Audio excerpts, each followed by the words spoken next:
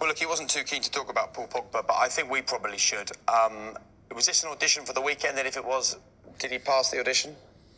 No, probably not. But then again, I don't think he was going to play the weekend anyway.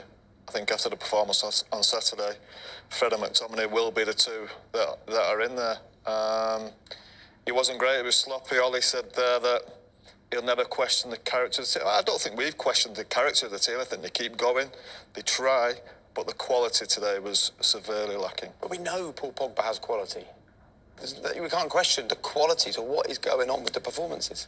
I don't know. I think today I just thought he took liberties a few times. Just sloppy and a bit slack. There comes a time sometimes in games where you just need to be told sometimes, sharpen up, play one or two touch. Do you know what I mean? And is there anybody behind him in the team? Listen, and I'm talking all top players have that conversation, or someone behind them sometimes saying that to them, because there ain't no player in the world who doesn't start every game perfect. There's games where you don't start perfectly. This was a prime example. He didn't start the game perfectly.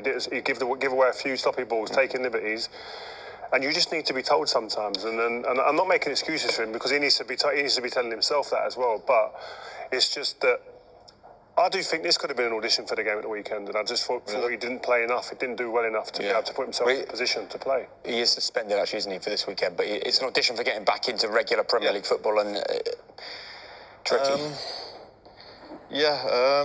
What did you want to say to Rio? I can't remember.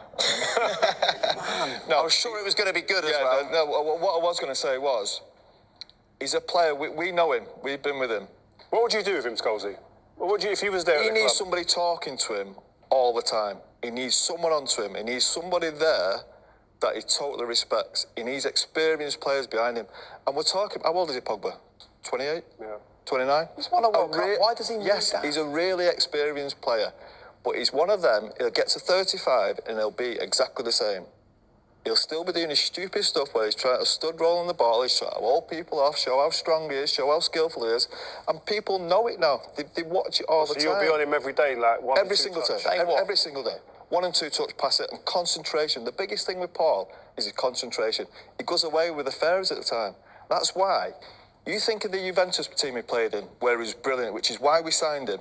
By the way, around him. The experience around him, the Pirlos, the Chiellinis, Bonucci's, Buffon, an aggressive manager who's telling him all the time, he will need that kind of treatment till he's 35 years of age. Who's telling him that then? There ain't no one at Man United other than probably Cristiano. I can't imagine anybody getting hold of him and going, listen, carry on, watch. I'm going to be on to you at half-time in the changing room. I don't think there's that conversation, that kind of dialogue that goes on.